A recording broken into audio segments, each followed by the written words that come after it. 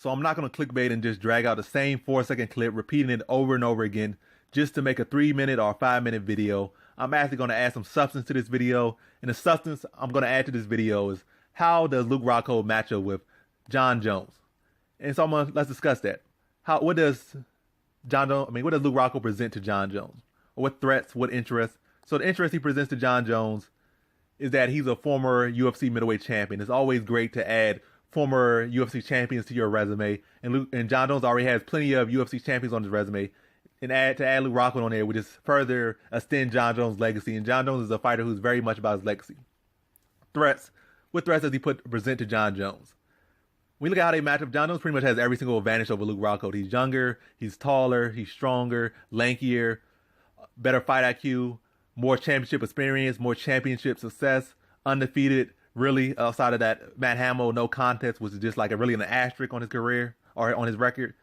Whereas Luke Rockhold has suffered several big losses, but he's still a former middleweight champion, former UFC and Strikeforce middleweight champion, and he's still a very accomplished fighter. And that's something he has that these other challengers against Jon Jones really won't have outside of Daniel Cormier. These other fighters have really never tasted a title fight or been in the title fight or even won a title or like a major league title or a major organization title. And Luke Rockhold has 2 major organizations middleweight belts or has held 2 major organizations belts. So that's definitely something that will have Jon Jones interested in facing him and adding him to that list.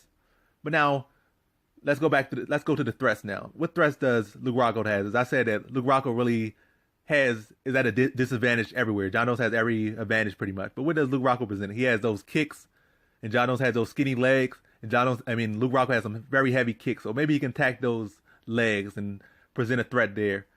Maybe present some speed. Maybe he's a different animal at light heavyweight. But let's just go off based off what he has shown so far in his career. What he has shown so far in his career is some heavy kicks, and Jon Jones does have some skinny limbs. And Luke Rockhold does have some versatility to his kicks, so maybe he can attack the legs, mix it up, and try to go high with some crescent kicks. Well, not even crescent kicks, but like his question mark kicks, and just mix up the kicks and mix up the angles, and maybe present a threat there. Boxing, he might say he felt Jon Jones has some openings in his striking, in his boxing or whatnot, but really, in reality, Luke Rockhold is the one who has shown far more openings in his boxing and has been knocked out for it, where Jon Jones really hasn't been made to pay for any of his openings yet.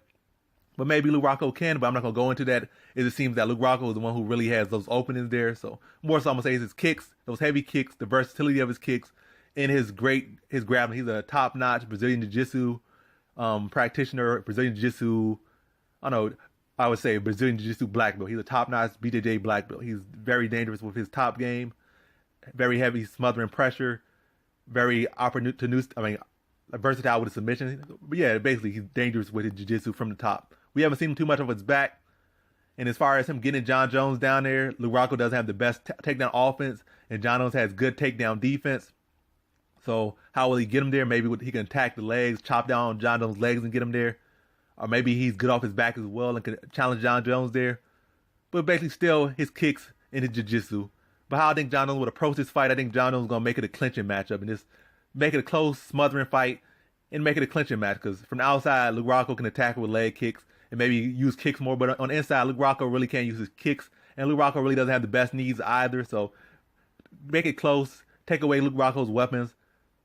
Not even worry about his boxing, but more so his kicks. So you can probably fight the fight in boxing range and even better in clinching range. And really, Luke Rockhold, we haven't seen his clinch game too much, and we know that Jon Jones has a phenomenal clinch game. So just take away all his tools, getting on the inside, rough him from the clinch, being the bigger, longer, stronger, younger man with the better clinch game, and just take advantage of him. Also has that Greco-Roman background in wrestling, which gives him even more advantage there. Luke Rockhold really doesn't have the best wrestling background. Just take advantage of him up close on the inside and take away all his tools. As far as Luke Rockhold, I see Luke Rockhold probably trying to attack the leg and tear up his leg, then maybe chop him down like a tree and then going for making a grappling approach. But I said that would be the smart approach for him.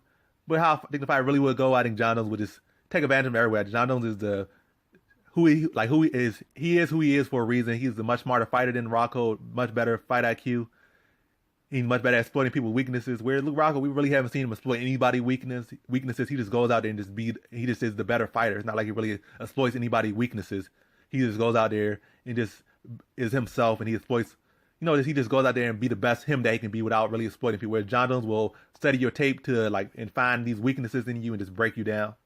So really, John Jones really has all the advantages. I think John Jones will, like I said, make it a close fight, close in the clinch, and just rip him up on the inside, take away his tools, and just pretty much disarm him, then take him out. And that's really all I got to say about the matchup. But now, another thing on the side is that it's really a win-win for Luke Rockhold if he faced John Jones. Where anywhere else, it could be like win-lose. If I win, it's good. If I lose, bad. But when you fight John Jones, it's really not that bad to lose to John Jones because everybody loses to John Jones. He's the greatest talent MMA has ever seen. Plus, you got the asterisk that he might be on steroids or on some type of drugs. So losing to John Jones really doesn't mean too much. I mean, it's not that bad because you get a big fight with John Jones, you get some exposure. You get to go in there with him, make some money and all that stuff. But when losing to him is not really a setback. You could just hop back from the fight like you never really lost anybody. Like, I'm supposed to lose to John Jones. But you beat John Jones, that's the biggest win you can have in MMA right now. Out of anybody that's in the sport of MMA right now, beating John Jones will mean more than anything. Conor McGregor might make you a lot of money to beat him, but beating John Jones, as far as your legacy, that means more than beating anybody in the sport of MMA, and probably in the sport of MMA ever, outside of maybe like Fedor or Anderson Silva or GSP at certain periods. But right now, John Jones is the biggest possible win you could get in MMA. So losing to him fighting him at all is a win-win situation to fight John Jones. And that's really all I gotta say. And like, if Luke Rockhold stays at middleweight and manages to win the belt and like defend it 5 times, beating Romero, beating Whitaker, beating Adesanya, beating Gaslam, beating all these other people, just by beating John Jones alone will mean more than doing all of that stuff right there. So John Jones' win is certainly a real smart move on his part to really seek that matchup because he knows that it's really a win-win situation for him all around. But that's all I got to say for this video. Thanks for watching. Like, comment, and subscribe, and come back for more videos. Peace.